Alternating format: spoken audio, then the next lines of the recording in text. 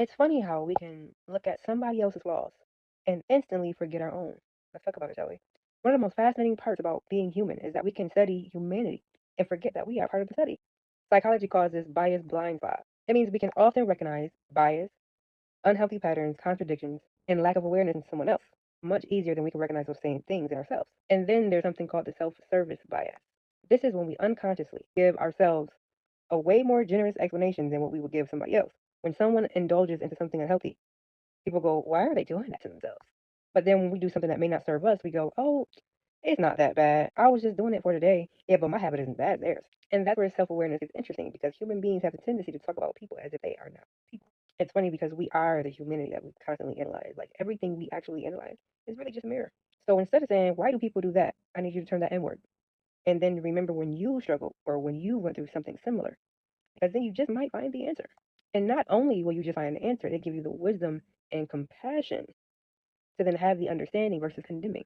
Because remember, you've done something similar. Because maybe it wasn't the same behavior, but maybe it was driven by the same need, insecurity, lack of self love, needing to be comforted. Just saying. Because the behavior can change, but the tendency of the vulnerability underneath it is actually very similar. Maybe you don't overdrink, maybe you overeat. Maybe you don't chase anyone for validation, maybe you just find validation in scrolling. It's just so many different ways you can flip flop it, but it all stems from the same things. And instead of saying what's wrong with them, ask what part of the human experience am I looking at right now? But then take a look in the mirror for the opposite as well. It doesn't always have to be a negative thing. The human experience is beautiful all the way around. Maybe you see somebody and they're more courageous, or they're more disciplined, or they spread joy, or they're unapologetically themselves. Maybe they speak their mind and you like that characteristic. Maybe they're confident, radiant, kind. And then ask yourself, where does that version of them show up in me? And expand on that. Because believe it or not, the mirror works both ways. And this is why observation can become one of the most deepest forms of self study. Parts of your weakness may not look like mine, and parts of your attachment may not look like mine, but your coping mechanisms may be very similar.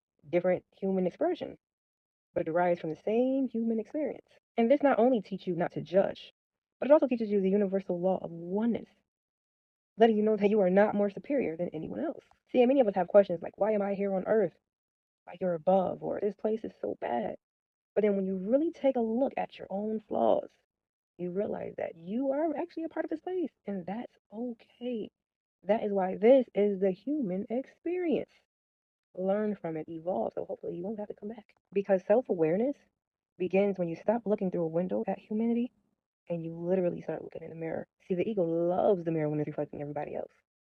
But wisdom says that the mirror never stops reflecting you.